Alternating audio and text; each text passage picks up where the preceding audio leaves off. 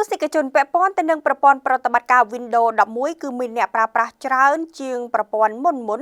ពលគឺគិតរហូតមកទល់នឹងពេលនេះគឺមានអ្នកប្រើប្រាស់ចំនួន 1000 លាននាក់ហើយបើទោះបីជាប្រព័ន្ធប្រតិបត្តិការមួយនេះទទួលនឹងការរិះគន់ក៏ដោយ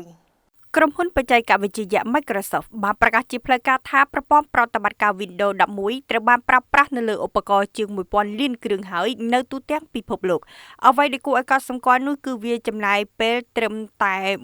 1576ថ្ងៃប៉ុណ្ណោះដើម្បីឈានដល់ចំណុចនេះដែលលឿនជាង Windows 10 លោកសត្យា Nadella នាយកប្រតិបត្តិរបស់ Microsoft បានបញ្ជាក់ដោយមោទនភាពថា Windows សម្រេចបាននូវសមិទ្ធផលដ៏ធំមួយគឺអ្នកប្រើប្រាស់ Windows 11 ចំនួន 1000 លាននាក់បើទោះបីជាទទួលជោគជ័យផ្នែកទូរលេខប៉ុន្តែ Windows 11 ក៏ជួបនឹងការរិះគន់មិនតិចនោះដែរជាពិសេសរឿងកំណត់លក្ខណៈសម្បត្តិម៉ាស៊ីនខ្ពស់ពេក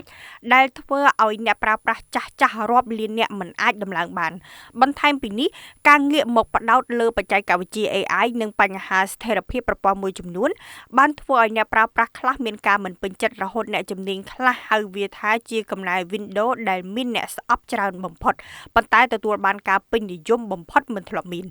ទោះបីជាយ៉ាងណាការសម្រេចបានតួលេខ 1000 លានគ្រឿងនេះសបញ្ជាក់ថាអ្នកប្រើប្រាស់ទូទាំងពិភពលោក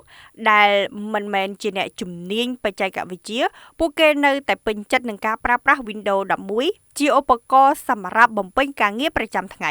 ជោគជ័យនេះគឺជាសញ្ញាវិជ្ជមានប៉ុន្តែក៏ជាសម្ពាធសម្រាប់ Microsoft ក្នុងការបន្តកែលម្អប្រព័ន្ធនេះឲ្យកាន់តែល្អ